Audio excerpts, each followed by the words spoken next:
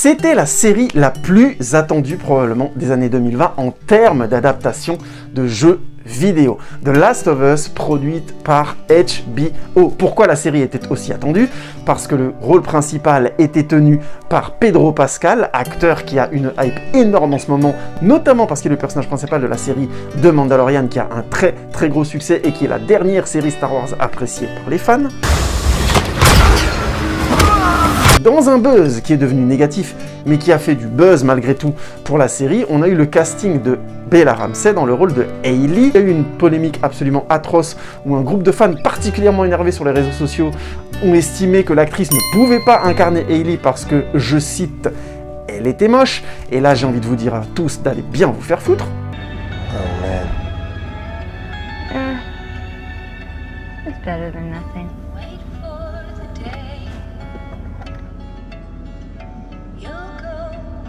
Mais surtout, la série était adaptée par HBO. HBO, c'est un style de qualité. Ce sont souvent des séries télé qui, au minimum, sont très bonnes. Bonjour, nouveau vlog aujourd'hui avec The Last of Us, produite par HBO. Alors, est-ce que les fans ont été satisfaits par la série? Évidemment non. Mais est-ce que la série est intéressante, voire bonne, et que vous devriez la regarder? Réponse tout de suite. Alors qu'une pandémie explose aux États-Unis, Joel essaye de sauver son frère et sa fille en fuyant. Malheureusement, en plein dans leur fuite, sa fille est tuée. 20 ans plus tard, alors que le monde vit avec cette nouvelle infection horrible qui change les gens en monstres manipulés par un champignon, le cordyceps, Joel est devenu une sorte de contrebandier assez violent et noir, faisant ce qu'il faut pour survivre, jusqu'au jour où on lui impose de devoir convoyer un colis assez particulier en la jeune personne de Hayley qui a 13 ans et qui aurait tout simplement dans le corps la recette du virus qui a ravagé le monde. La première chose qui choque, pour quelqu'un comme moi qui a fait le jeu vidéo et qui l'a fait entier et qui a eu le plaisir de suivre toute l'histoire, c'est que la série télé va relativement vite. Au final, chaque épisode a un peu sa bulle et un peu son histoire à lui tout seul. Je ne dis pas que ça marche toujours, tous les épisodes n'y arrivent pas, il y a notamment 2 épisodes qui font clairement liaison dans la série et qui font série. Mais globalement, sur les 9 épisodes de la série, eh ben, on a quand même, je dirais, bien 7 épisodes qui sont clairement des bulles qu'on pourrait voir comme une histoire en soi. Et ça marche globalement très très bien ça, parce que ça donne à la série une capacité à nous attirer dans un univers chaque semaine pour une véritable histoire complète qui pourrait presque exister en elle-même et qui fait en fait une liaison très subtile avec le trajet que doivent faire Joel et Hayley ensemble. I think I'm gonna love you for a long, long time.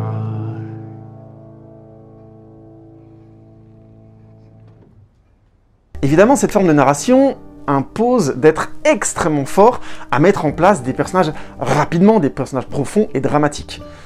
Tout ne peut pas être du même niveau. On va être honnête, pour une histoire extrêmement poignante et très très bien écrite d'un couple homosexuel qui se rencontre en plein dans la pandémie, je vous laisse découvrir cet épisode, il est juste magnifique. On a d'autres épisodes qui fonctionnent un peu plus en retrait, et c'est là où on peut déjà commencer à aborder les problèmes de la série. It's important. I'm trying to keep you alive.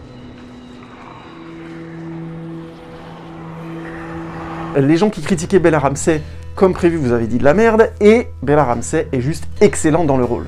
Ce n'est pas la Hayley du jeu. La Hayley du jeu est beaucoup plus espiègle, beaucoup plus drôle et légère, alors que le personnage de Bella Ramsey dans la série est beaucoup plus violent, a une part sombre qui est marquée dès le début, et beaucoup plus agressive.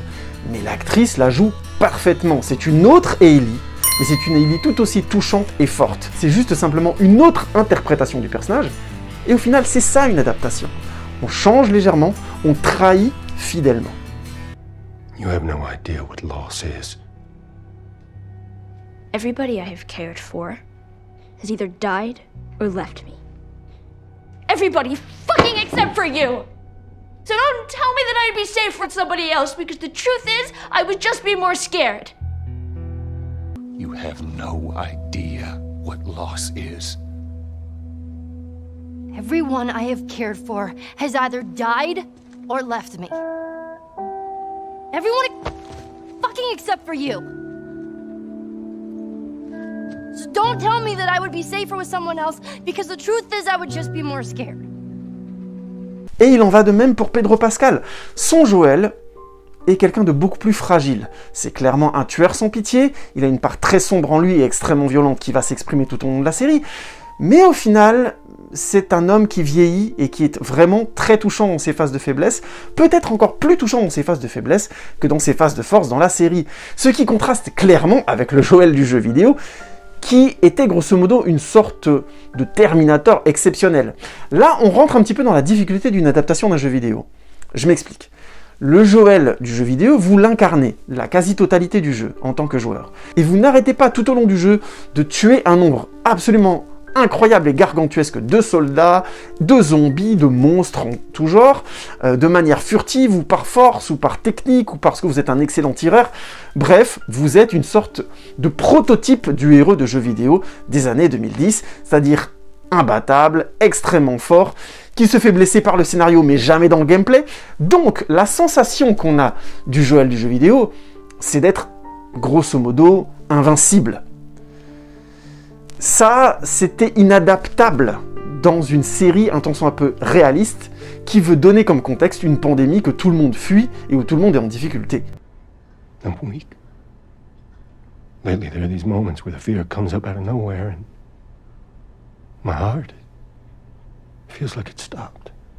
Et ça, ils ont eu l'intelligence de ne pas mettre Pedro Pascal dans cette situation, de ne pas le faire jouer un personnage caricatural. Au contraire, on est face à un homme torturé, un homme qui est traumatisé et qui doit vivre avec ça.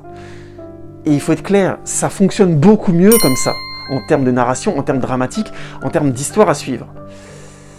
Est-ce que la série en profite réellement et sait prendre son temps? Ah non.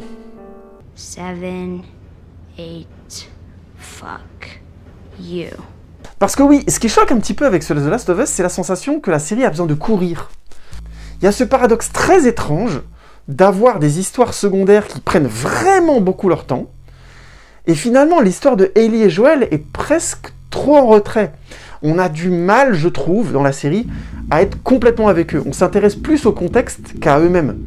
Et c'est problématique. C'est problématique parce que les 2 derniers épisodes de la série, qui tournent clairement autour d'eux et qui sont supposés être des pics dramatiques très forts, vont juste trop vite. C'est pas une question de mise en scène, c'est pas une question d'écriture, c'est juste laisser le temps à l'histoire de respirer. On sent qu'il y a à un moment donné eu cette inquiétude dans l'écriture, dans la mise en scène, que le spectateur allait s'ennuyer, qu'il allait quitter la série, qu'on n'allait pas réussir à le garder devant l'écran. Et c'est vraiment dommage parce que aussi bien l'interprétation des acteurs, leur écriture, que le contexte, dont je n'ai pas parlé, mais les moyens de la série sont vraiment exceptionnels, et les villes qui ont vieilli comme ça, qui sont devenues des sortes de grands champs désertiques, et où la nature a repris sa place dedans, et on a plein d'infectés et de zombies, ça fonctionne très très bien, on croit à chaque décor, c'est vraiment très très bon.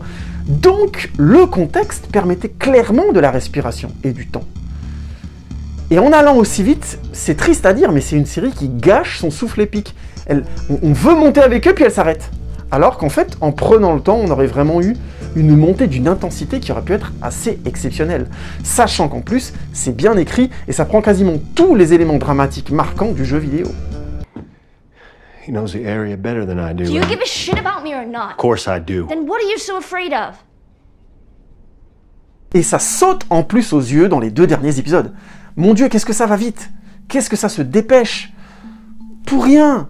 On n'avait pas besoin de se dépêcher à ce point-là. Il n'y a aucune raison qui me semble cohérente, surtout avec une série qui, dès le 3e épisode, osait faire une bulle, littéralement, autour de personnages secondaires qu'on n'allait jamais revoir après. Donc, pourquoi la série a eu besoin, à un moment donné, de nous enlever du temps avec Joel et Ellie? Ça restera pour moi un vrai mystère.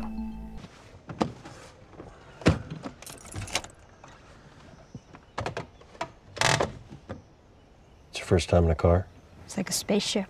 No, it's like a piece of shit Chevy S10, but it'll get us there. Parce que, en l'état, The Last of Us n'est pas le chef-d'œuvre qu'il aurait dû être, et qu'il aurait pu être.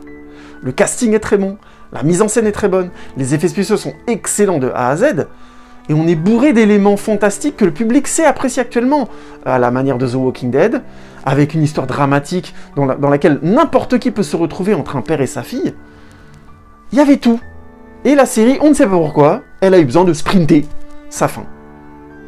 Et du coup, bah, ça peut pas atteindre le point émotionnel que ça aurait dû.